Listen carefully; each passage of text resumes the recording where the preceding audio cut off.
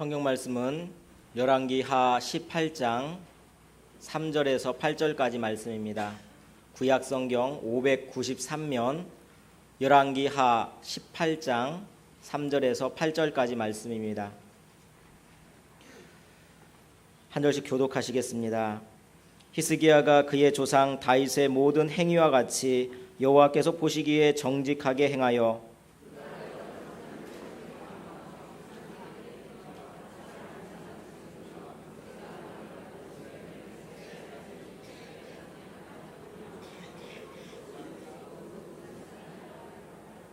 히스기야가 이스라엘 하나님 여호와를 의지하였는데 그의 전후 유다 여러 왕 중에 그러한 자가 없었으니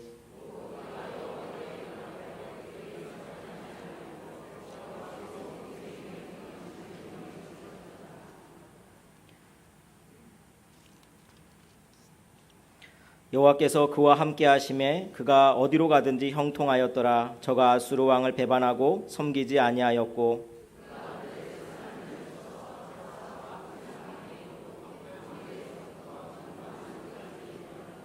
아멘. 할렐루야. 오늘 주님께 나온 여러분 모두에게 하나님의 크신 은혜와 축복이 넘치시기를 주님의 이름으로 축원합니다. 날씨가 많이 더운데 어제 비가 아주 조금 왔어요. 조금 왔더니 조금 나요. 비가 많이 왔으면 더 많이 나을 뻔했다, 그런 생각도 듭니다. 우리가 우리 주변에 어렵고 힘든 이웃들에게 정말 그들의 마음을 시원하게 해줄 수 있는 한 줄기 단비 같은 그런 인생을 사시기를 간절히 축원합니다. 학생들이 이제 매 학기가 끝나면 성적표를 받아요. 성적표, 성적이 좋은 학생도 있고 안 좋은 학생도 있을 텐데 학생들만 성적표를 받는 것이 아닙니다. 우리 인생이 다 끝나면 그때 하나님께서 우리의 신앙생활을 냉정하고도 명확하게 평가하실 것입니다. 우리가 마태복음 1장에 나오는 예수님의 계보를 살펴보고 있는데 다윗 이후에는 좋은 성적표를 받은 사람이 별로 없어요. 그런데 9절에 나오는 히스기야 왕은 참 좋은 성적표를 받은 사람입니다. 오늘 본문 3절 말씀에 보니까 히스기야가 여호와의 보시기에 정직하게 행하며 그랬습니다. 하나님이 보실 때 참 얘는 좋은 애다.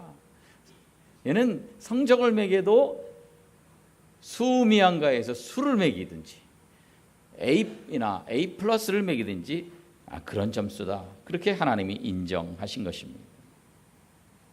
그러면 여러분은 어떠십니까?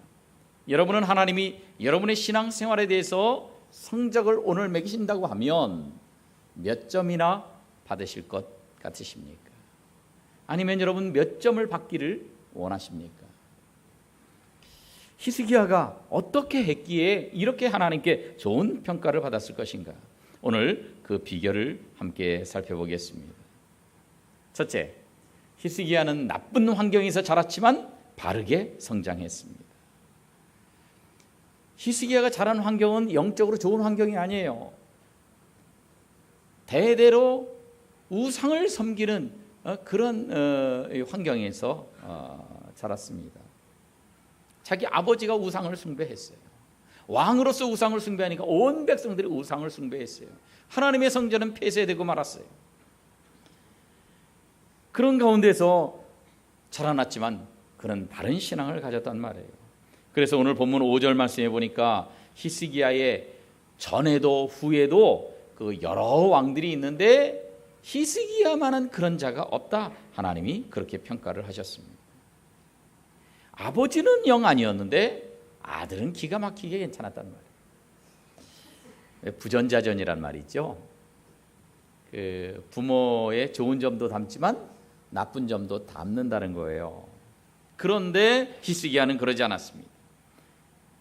히스기야의 아버지 아하스는 우상 숭배에다가 타락한 정치를 했던 사람입니다. 그러나 히스기야는요, 부왕의 전철을 밟지 않고 하나님 앞에 인정받을 정도로 그렇게 아름답게 바르게 통치를 했습니다. 사실 그래요. 환경이 안 좋다고 다 잘못되느냐? 그거는 아니에요. 왜냐하면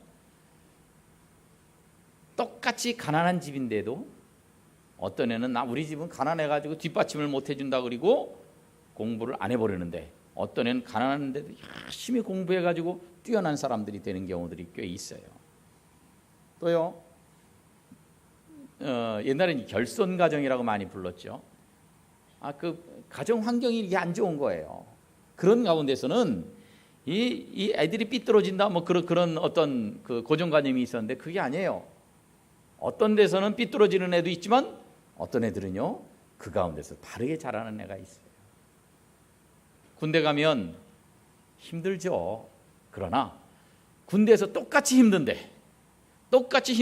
어떤 애는 거기서 자살을 하고, 어떤 애는 탈영을 하고, 어떤 애는 똑같이 힘들어도 잘 이겨나간단 말이에요. 그러니까 환경이 어렵다고 해서 전부 다 잘못되는 게 아니더란 말이에요. 똑같은 환경이지만 이런 사람도 있고 저런 사람도 있어요. 사업을 하다가 완전히 주저앉았어요. 그런데 거기서 완전 절망하는 사람도 있고 다시 일어난 사람도 있더란 말이에요. 환경이 지배하는 것이 아닙니다. 이런 말이 있죠. 개천에서 용 난다. 개천은 용이 나올 만한 환경이 아닙니다. 그런데도 불구하고 용이 나올 수 있다는 거예요. 뭐 그런 얘기도 있어요. 쓰레기통에서 장미꽃이 핀다. 그래요. 히스기야는 영적으로 쓰레기통같이 우상숭배가 만연한 환경 가운데 성장했지만 영적으로 아름다운 장미꽃을 피운 사람이 되었던 것입니다. 그래서 성경은 우리에게 이렇게 말씀합니다. 로마서 12장에서 너희는 이 세대를 본받지 말고, 따라합시다. 너희는 이 세대를 본받지 말고. 이 세대를 본받지 말라는 거예요. 우리 주변 사람들이 어떻게 살건 그들을 따라 살지 말라는 겁니다. 우리 시대의 흐름과 유행이 어떤 것이 있건 그것을 맹목적으로 따라가지 말라는 말씀입니다. 이 세대를 본받지 말아야 합니다. 히스기야는 아버지가 이렇게 잘못된 삶을 살고 잘못되게 통치하는 가운데 그걸 보고 자랐지만 그럼에도 불구하고 그 세대의 잘못을 본받지 않았습니다. 근데 그게 쉬운 게 아니에요.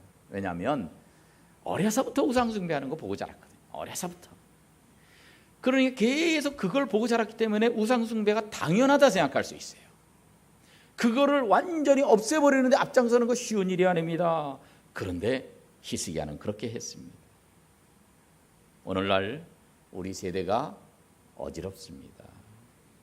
죄악이 가득한 세상 속에서 우리가 살아가고 있습니다. 자기도 모르게 우리가 세상 죄악에 물들어 버립니다. 모든 사람이 죄를 짓다 보니까 아이고 뭐 이게 뭐 죄예요, 남들 다 그러는데, 그렇게 생각을 합니다. 자기가 죄에 빠지고서도 그것을 깨닫지도 못합니다. 그러나 여러분, 우리 죄악되는 환경 가운데 있지만, 쓰레기통 환경 같은 그런 이 상황 속에서 우리가 신앙생활을 하고 있지만, 우리는 그 가운데서 바르게 믿음 생활해야 합니다. 아무쪼록 우리 성림의 성도들은 이 세대의 죄악을 본받지 말고 순결한 주님의 신부가 되어서 히스기야처럼 쓰레기통에서 장미꽃을 피우는 복된 성도들 되시기를 주님의 이름으로 축원합니다. 두 번째, 히스기야는 예배를 회복했어요. 히스기야가 25세의 왕이 되어서 29년 동안을 통치했습니다. 그런데 이제 처음 잠깐은 아버지 아하스하고 함께 통치를 했고, 또 말년에는 아들 므낫세하고 잠깐 또 같이 통치를 했어요. 그 기간을 빼면 한 20년 조금 넘지 않을까 그렇게 생각이 들어요. 혼자 통치했던 기간이. 그런데 왕이 되어서 혼자 통치를 하게 되자 가장 먼저 했던 일이 있습니다. 그것이 뭐냐? 그동안 여러 왕들이 대대로 우상을 숭배하다 보니까 성전문이 닫혀졌습니다. 사용하지 않았습니다. 백성들도 와서 제사 드리지 않습니다. 그런데 그 성전문을 열고 수리하는 일이었습니다. 역대하 29장에 보니까 히스기야가 왕이 돼가지고요, 첫째 해에 첫째 달에 왕이 되자마자 뭘 했습니까? 여호와의 전 문들을 열었습니다. 굳게 오랫동안 닫혔던 문을 엽니다. 그리고 오랫동안 사용하지 않아서 이렇게 퇴락해버린 것들을 다 수리합니다. 그리고 5절에 보니까 성전에서 일하는 사람들을 성결하게 하라고 말합니다. 그리고 여호와의 전을 성결하게 하라고 말합니다. 성전은요, 하나님께 제사드리고 예배드리는 곳인데 이 성전을 성결케 한 것은 예배를 회복하는 일이었습니다. 또요, 번제, 속죄제 이런 것들 제사로 하나님 앞에 예배드리게 하고 한동안 지켜지지 않았던 유월절을 성대하게 지키게 했습니다. 그래서 역대하 30장에 보니까 유월절을 지키라, 유월절을 지키라. 그런데 여러분, 이 히스기야가 왕이 돼가지고 백성들은 원하지 않는데 강권적으로 그렇게 강제적으로 그렇게 밀어붙였느냐? 그건 아니에요. 유월절을 지키는데 누구에게까지 했습니까? 온 이스라엘과 유다의 사람을 보내서 그렇게 하도록 했어요. 히스기야는요, 남왕국 유다만 통치하는 사람이에요. 북왕국 이스라엘은요, 왕이 별도로 있었다가 아수르에게 멸망당했습니다. 그래서 아수르의 속국이 되어버렸지 히스기야가 북왕국을 통치할 수가 없어요. 거기는 동족이었지만 이제 멸망당했지만 사람들이 대부분 그냥 거기 살고 있으니까 우리가 같이 하나님 믿는 사람으로서 이렇게 유월절을 지키자 얘기한 겁니다. 그러니까 다른 나라 사람인데 북왕국 이스라엘 사람들에게 강압적으로 할 수 있는 위치도 아닙니다. 그리고 성경은 사람들의 반응을 이렇게 기록합니다. 역대하 30장 25절에 보니까 유다 온 회중들, 제사장 레위 사람들, 그리고 유다 말고 북왕국 이스라엘에서 온 모든 회중들, 그리고 모든 나그네들이 다 즐거워하였으므로, 다 즐거워요. 유월절을 지키면서 하나님 앞에 제사 지내면서 정말로 기뻐하고 즐거워했단 말이에요. 그 다음 절에 보니까 예루살렘에 큰 기쁨이 있었으니, 예배가 회복되고 나서 예루살렘에 큰 기쁨이 있었는데 솔로몬 때로부터 이러한 기쁨이 예루살렘에 없을 정도로 큰 기쁨이 있었다는 거예요. 억지로 한 것이 아니라 모든 사람들이 크게 기뻐하며 하나님께 예배를 드리게 되었습니다. 그리고 하나님께 드리는 일도 기쁨으로 동참했어요. 히스기야 왕 자신이 먼저 그렇게 했습니다. 역대하 29장에 보니까 히스기야 왕이 일찍 일어나 여호와의 전에 올라갑니다. 수송아지 7, 수장 7, 어린 양 7마리, 숫 염소 7마리, 이렇게 해서 속죄 제물로 여호와의 제단에 드리게 했다. 또 백성들은요, 왕의 명령에 따라서 11조를 드렸는데 억지로 한 것이 아닙니다. 기꺼이 풍성하게 드렸습니다. 그래서 역대하 31장에 보니까 이렇게 많이 쌓였나이다, 이렇게 많이 쌓였나이다. 하나님 백성들이 기쁨으로 하나님 앞에 예배합니다. 여러분, 이 나라가 이렇게 달라졌던 것은 더 복잡한 일을 했기 때문이 아니에요. 히스기야가 단순히 올바른 예배를 회복하는 일을 했는데 그것 때문에 나라가 달라졌던 거예요. 백성들이 달라졌어요. 그런데 여러분, 올바른 예배는 두 가지가 있어요. 올바른 예배, 첫째는 대상이 올바라야 돼요. 두 번째, 방법이 올바라야 돼요. 하나님께 예배해야 되는데 하나님이 아니라 다른 신에게 예배하고 경배하면 그거는 우상숭배하는 거예요. 그럼 방법은 어떠냐? 하나님 앞에 예배를 하는데 방법이 틀리면 그것도 우상숭배예요. 그것도 올바른 예배 외의 것들은 다 우상숭배라는 거죠. 이스라엘 백성들이 출애굽했습니다. 모세가 시내산에 올라갑니다. 그런데 시내산에 올라가고 나서 내려올 줄을 몰라요. 이 살았나 죽었나? 그래가지고요, 출애굽기 32장에서 백성들이 뭐라 그럽니까? 모세, 이 사람은 어찌 되었는지 우리가 알 수가 없다. 그러니까 우리를 인도할 신을 만들어 다오. 아론에게 그렇게 말합니다. 아론이 이걸 거절했어야 되는데 백성들이 벌떼같이 일어나서 그러니까 할 수 없이, 야, 그럼 금붙이들을 내라. 그래가지고 그것으로 뭘 만들어요? 금 송아지를 만들어요.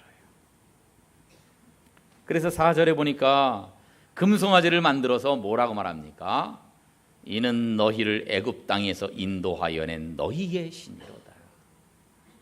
애굽 땅에서 인도해낸 신이라는 거예요. 즉 이 금송아지가 그냥 송아지라든지 애굽에 있는 다른 신이 아니라 너희를 인도한 여호와다, 그렇게 얘기를 하는 거예요.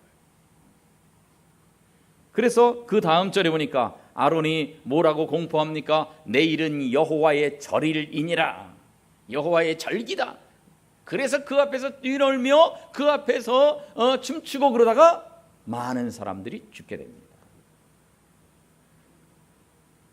여호와 하나님이라고 금송아지를 만들어 놓고 이게 여호와 하나님이다 그리고 섬겼어요.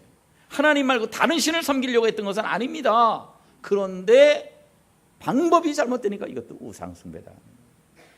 그래서 올바른 예배는요, 대상도 옳아야 되고 방법도 옳아야 됩니다. 하나님 아닌 다른 것을 섬기는 것은 당연히 우상 숭배고요, 하나님 방법 아닌 다른 방법으로 섬기는 것도 우상 숭배가 되는 거예요.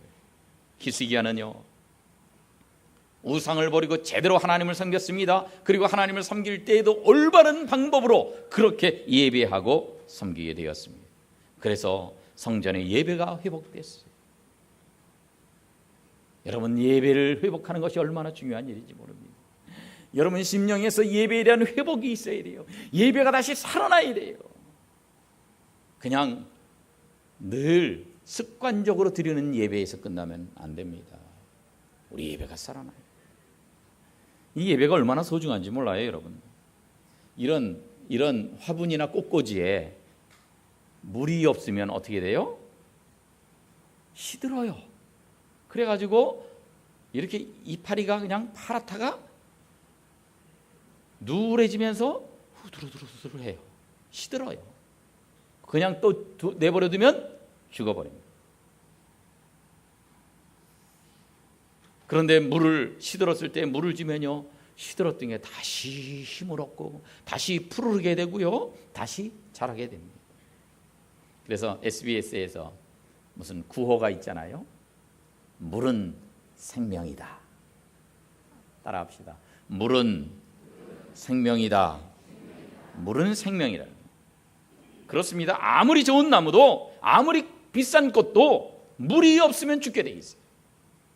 우리 믿음의 나무도 마찬가지입니다. 여러 대에 걸쳐서 예수님을 믿는 그런 믿음 좋은 집안의 사람이라 할지라도 때를 따라 은혜의 비를 맞지 않으면 죽게 되어 있습니다.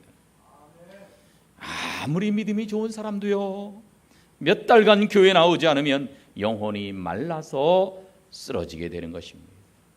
그래서 우리가 빠지지 말고 교회에 나와서 예배를 드려야 되는 거예요.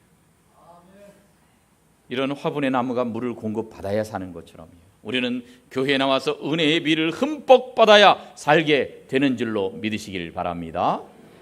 따라하겠습니다. 예배가 생명입니다. 그래요. 세상적으로는 물이 생명이지만 예수 믿는 우리 영혼에는 예배가 생명이에요. 예배가 생명입니다.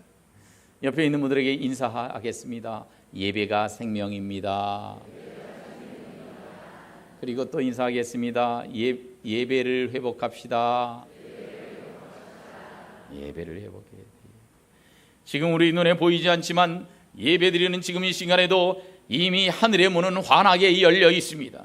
예배 시간에 하늘 문이 열리고 하나님께서 여러분에게 은혜를 쏟아 부어 주실 줄로 믿습니다.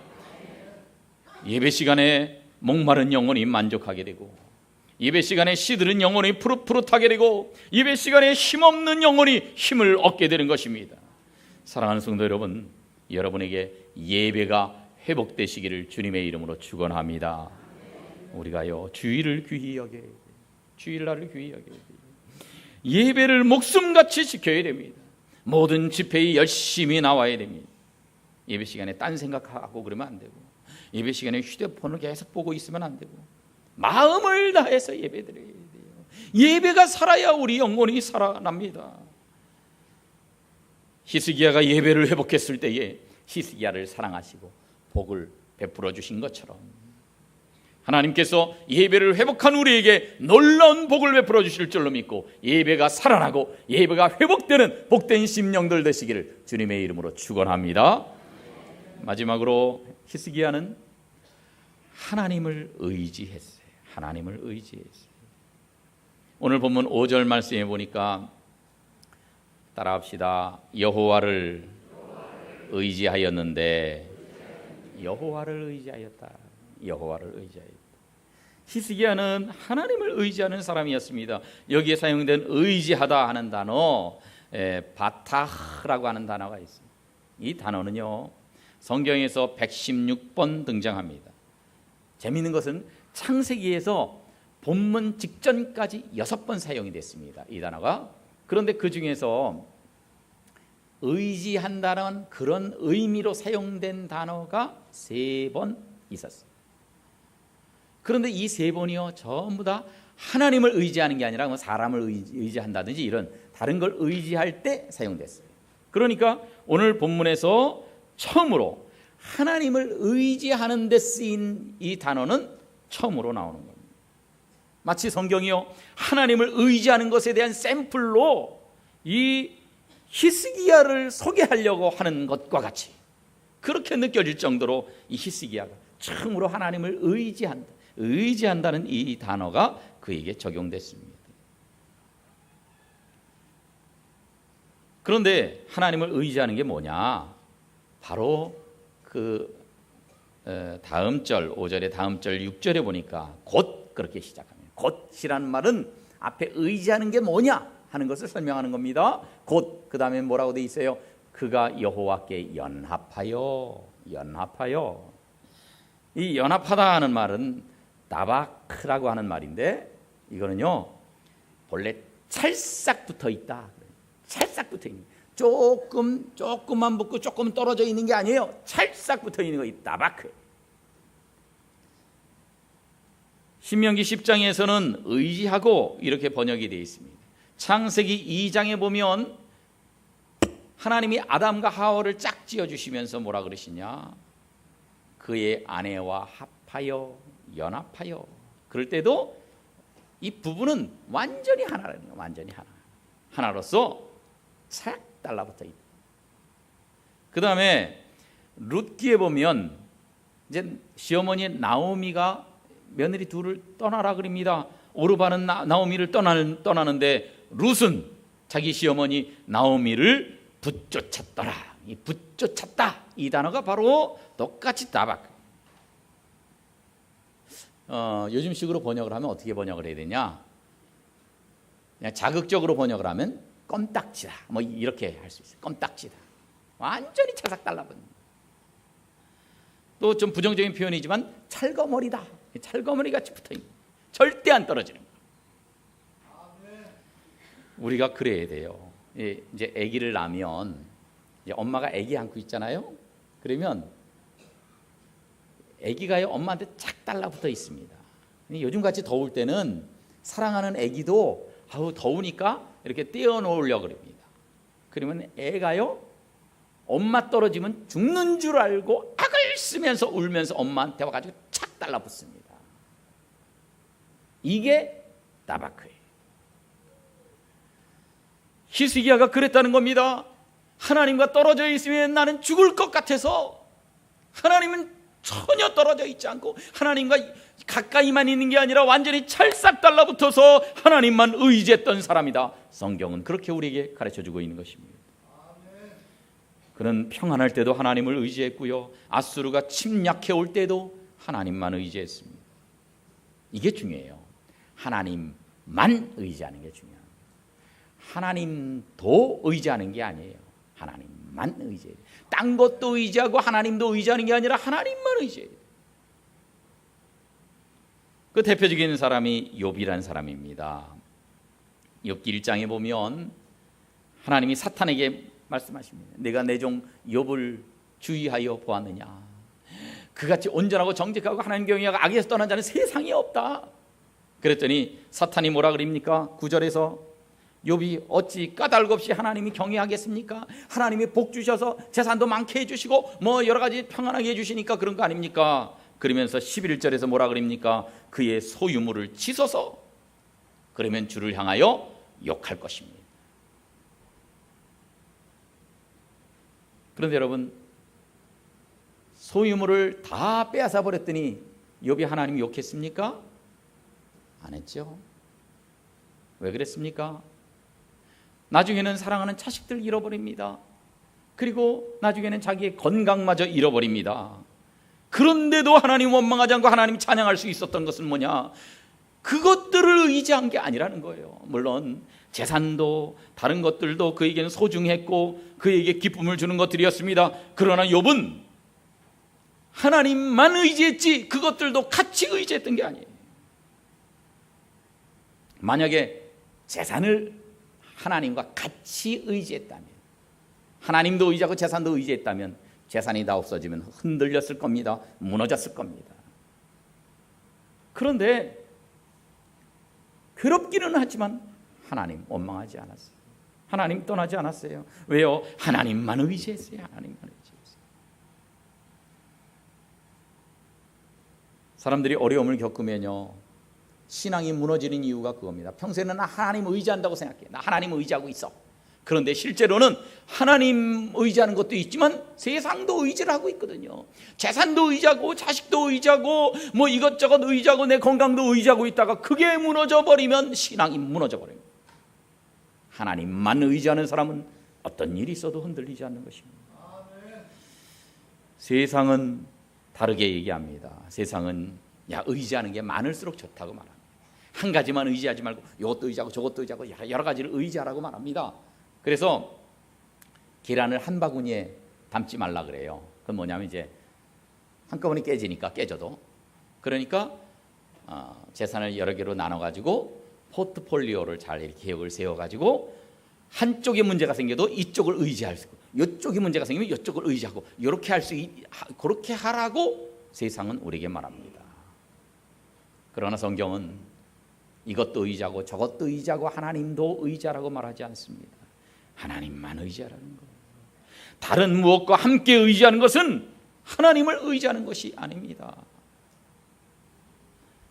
사랑하는 성도 여러분, 지금 여러분이 하나님 대신에 의지하고 있는 것이 있습니까? 여러분이 하나님과 함께 뭔가 다른 것을 의지하고 있는 것이 있습니까? 그걸 의지하고 있다가 그게 무너져 버리면 여러분 신앙도 무너져 버리고 여러분의 인생도 무너져 버립니다. 히스기야처럼 하나님을 의지하되 찰싹 달라붙어야 돼요. 하나님과 완전히 하나님, 빈틈이 없어야 돼요. 신앙생활할 때 어정쩡하게 하면 안 됩니다. 적당히 주님 앞에 거리 두고 신앙생활하면 안 됩니다. 누가복음 22장을 보면 예수님이 잡히시던 날 밤에 베드로가 예수님을 따라가기는 따라갔는데 어떻게 따라갔다고요? 멀찍이 따라가니라. 멀찍이 따라가니라. 거리를 두고 멀찍이 따라갔다가 예수님 모른다고 부인했습니다. 멀찍이 따라갔다고 하는 이 사실을 마태복음, 마가복음, 누가복음, 공관복음에서 다 강조하고 있어요. 멀찍이 따라갔다. 우리가요, 하나님과 조금 거리를 두고 내가 너무 이렇게 신앙에 열심을 내면 안 될 것 같으니까, 내가 막 그냥 광신도가 되면 안 될 것 같으니까 좀 멀찍이 떨어져서 신앙생활 해야 되겠다. 그게 아니에요. 우리가 하나님을 의지하되 찰싹 달라붙어야 돼요. 어정쩡하게 신앙생활하면 안 되는 거예요. 왜 이제 오리교인이라고 있어요. 오리교인, 꽥꽥거리는 오리. 그 오리교인이 있는데 오리교인은 두 가지 종류가 있어요. 하나는 입이 오리인 교인이 있어요. 입 조금만 서운하면 입이 대빨이 나옵니다. 이렇게. 그래가지고 아유 세상에 나한테 그럴 수가 있나? 내가 어떻게 열심히 했는데 막 이렇게 나한테 이렇게 대접이 이럴 수가 있나? 아 섭섭해. 입이 오리처럼 나오는 그런 교인이 있습니다. 그리고 또 하나는 엉덩이가 오리인 교인이 있어요. 그러니까 주님이 일을 하려면은 뭐 봉사할 때도 열심으로 적극적으로 철싹 달라붙어서 해야 되는데 적극적으로 안 합니다. 엉덩이는 뒤로 이렇게 빼고 있어요. 엉거주춤합니다. 하는 척만 합니다. 기도해라 그래도 기도도 하는 척만 합니다. 찬송해라 그래도 찬송도 하는 척만 합니다. 전도해라 그래도 전도도 하는 척만 합니다. 그래서는 하나님은 기쁘시게 할 수 없어요. 적극적으로 해요. 적극적으로. 하나님에게 거리 두고 그렇게 신앙생활을 하면 안 됩니다. 하나님 앞에 찰싹 달라붙어야 돼요. 우리가 하나님 의지하되 오직 하나님만 의지해야 합니다. 하나님만 의지해야 돼요. 여러분, 하나님이 얼굴을 우리에게서 돌려버리시면요, 우리 가진 것도 다 없어질 수 있어요.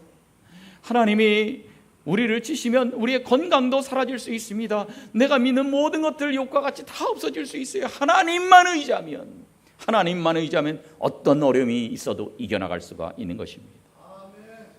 어려운 일 당할 때 나의 믿음 적으나 의지하는 내 주를 더욱 의지합니다.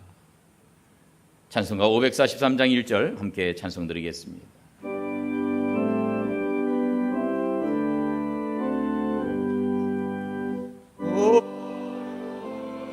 일 당할 때 나의 믿음 적으나 의지하는 내 주를 더욱 의지합니다. 세월 지나갈수록 의지할 것뿐일세. 무슨 일을 당해도 예수 의지합니다. 할렐루야. 어려운 일 당할 때 나의 믿음 적으나 의지하는 내 주를 더욱 의지합니다. 세월 지나갈수록 의지할 것뿐일세. 무슨 일을 당해도 예수 의지합니다. 어려움을 당해도 예수님 의지하고 기쁜 일이 있어도 예수님 의지해야 돼요. 그저 세상도 의지하고 하나님도 의지하고 이것이 아닙니다.